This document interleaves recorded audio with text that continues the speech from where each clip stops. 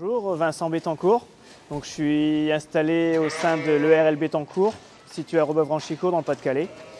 L'exploitation, c'est une exploitation de polyculture élevage.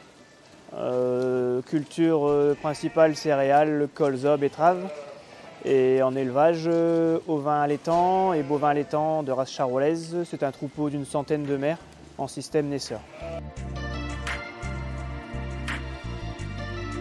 On a décidé de vacciner la FCO3 parce qu'on a entendu parler des collègues en Belgique qui étaient fortement impactés avec des fortes pertes et beaucoup de problèmes liés à la reproduction. Donc aussitôt les produits disponibles, on a tout de suite vacciné. On avait déjà auparavant vacciné au printemps FCO 4 et 8. Les deux vaccins étaient en une seule injection, en one shot.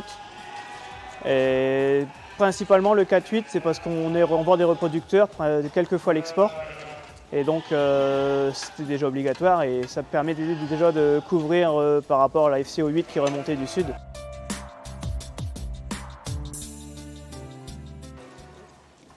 On avait une crainte par rapport au vaccin parce que les brebis étaient en pleine période de lutte. On venait de les mettre au bélier juste un mois avant, donc la période la moins optimale pour vacciner.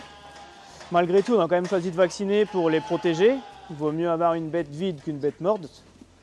Et on n'a pas vu aucun signe d'avortement ou que ça a coulé, quoi. Les résultats sont bons dans la moyenne comme d'habitude. Un petit peu en dessous, mais est-ce que c'est dû à l'année, est-ce que c'est dû à la FCO, on ne sait pas trop. Oui, c'est un acte qui prend du temps de vacciner ces bêtes, mais bon, c'est un investissement sur le long terme pour la santé du troupeau. Nous, on a la chance d'ici d'être bien équipés au niveau contention. On a un couloir de contention fixe dans un autre bâtiment.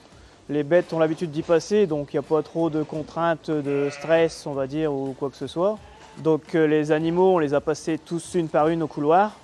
Et puis là, on était à deux avec le salarié, un qui tenait l'animal pour le calmer, l'immobiliser. Et pendant ce temps-là, je faisais l'injection en sous-cutané avec une seringue automatique.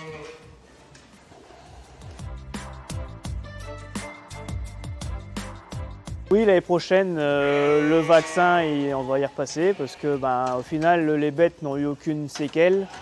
On a beaucoup à y gagner de vacciner. Pour la petite histoire, le seul bélier du troupeau que j'ai pas voulu vacciner parce qu'il était encore en repasse à ce moment-là, il est sorti positif au mois de septembre, donc on voit bien l'effet du vaccin. Et le conseil pour les autres éleveurs, pas hésiter à se rapprocher du veto, du GDS pour vraiment aborder l'approche vaccinale parce que je pense que c'est la meilleure solution à cette maladie qui est la FCO.